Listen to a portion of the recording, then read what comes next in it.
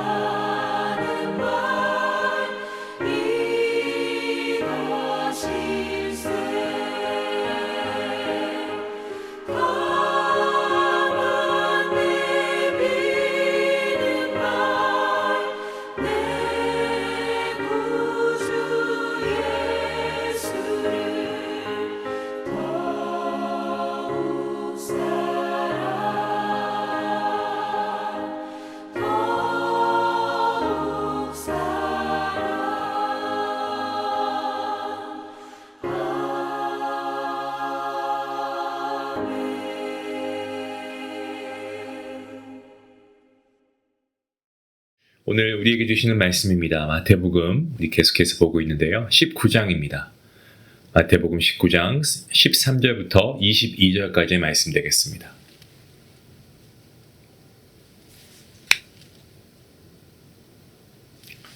우리 함께 말씀을 읽도록 하겠습니다.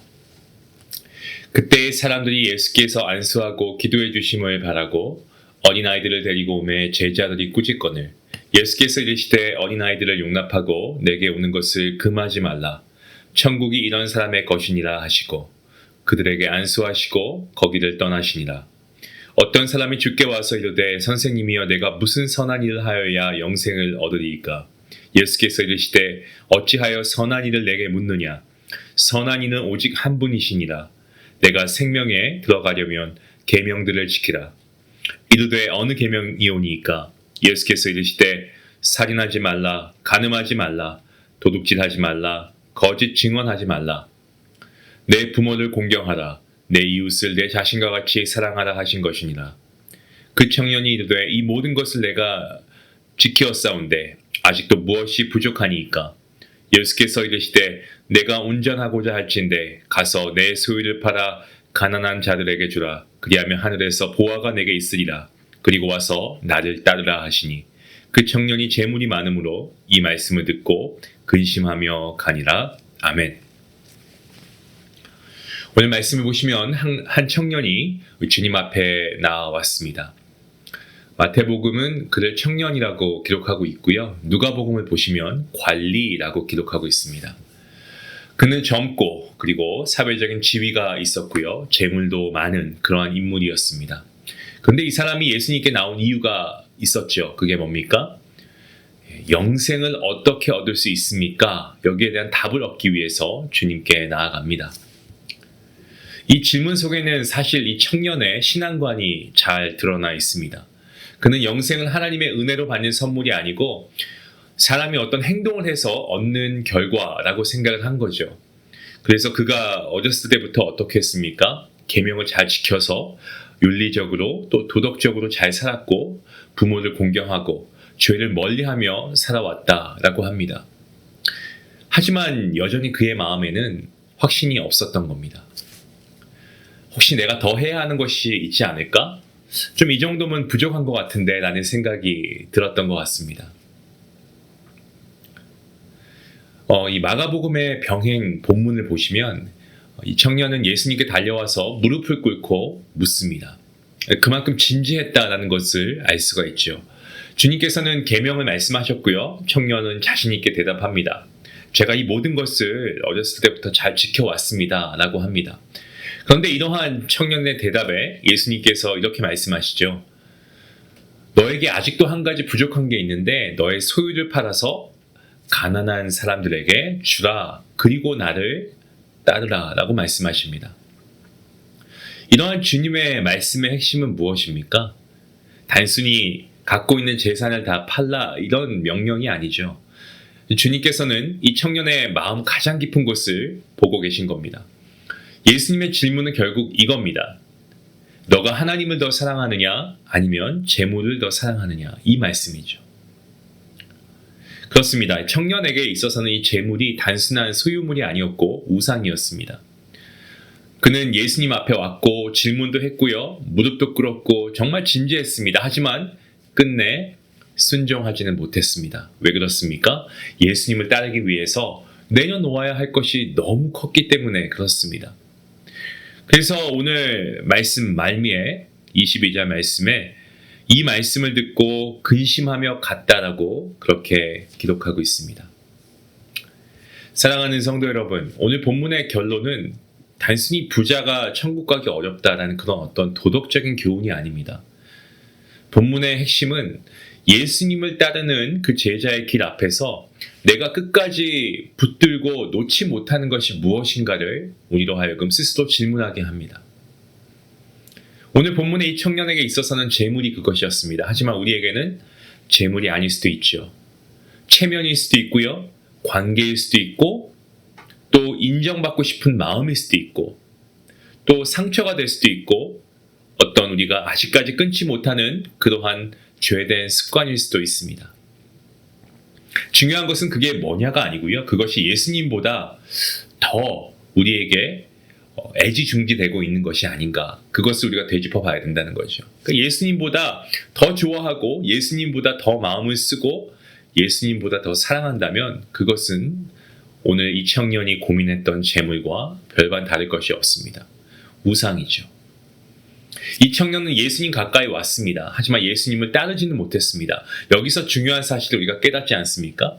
예수님께 가까이 오는 것과 예수님을 따르는 것은 동일하지 않다는 거죠.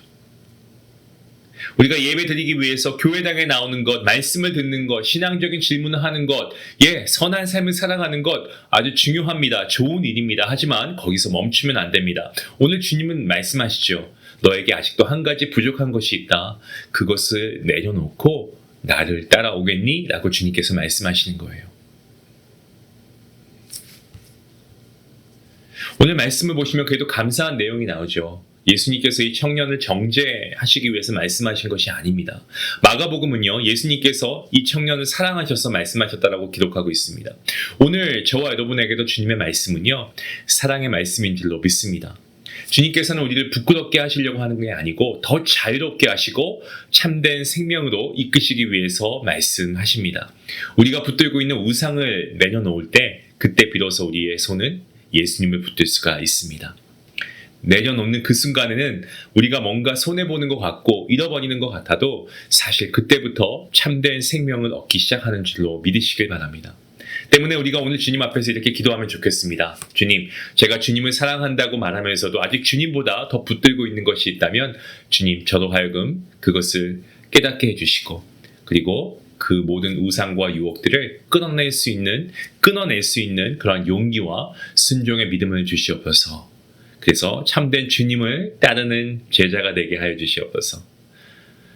사랑하는 성도 여러분, 오늘 이 청년처럼 근심하고 돌아서는 사람이 아니고 비록 좀 우리에게 떨리고 아픈 그런 순종이라고 해도 우리가 믿음의 한 걸음을 내디딜 수 있기를 원합니다. 예수님보다 더 사랑하는 것이 있습니까?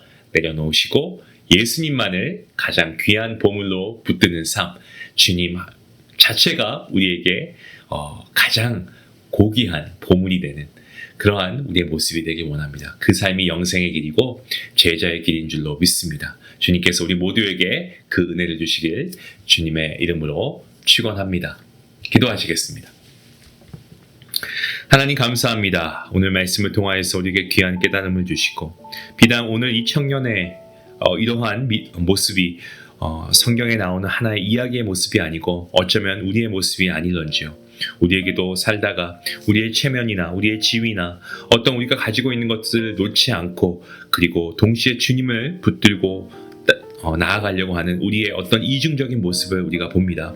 하나님, 우리 안에 감추어진 우리 안에 지금까지 버리지 못한 우상들이 있다면 이 시간 과감히 내려놓게 하시고 그 내려놓은 손으로 주님을 붙들고 주님을 신뢰하고 따라가는 주님의 참된 제자가 될 수 있도록 하나님 함께 하여 주시옵소서. 감사하며 예수님의 이름으로 기도합니다. 아멘. 오늘 말씀을 여러분 마음으로만 두지 마시고요. 적용할 수 있으면 좋겠습니다. 예수님보다 더 붙들고 있는 것이 무엇인지 한번 정직하게 여러분들 점검해 보시고 그것을 내려놓을 수 있는 순종 오늘 해보시면 어떨까요? 주님보다 더 사랑했던 것이 있다면 내려놓으시고 주님을 더 깊이 붙드는 은혜가 있기를 바랍니다. 말씀 생각하시면서 함께 기도하시겠습니다.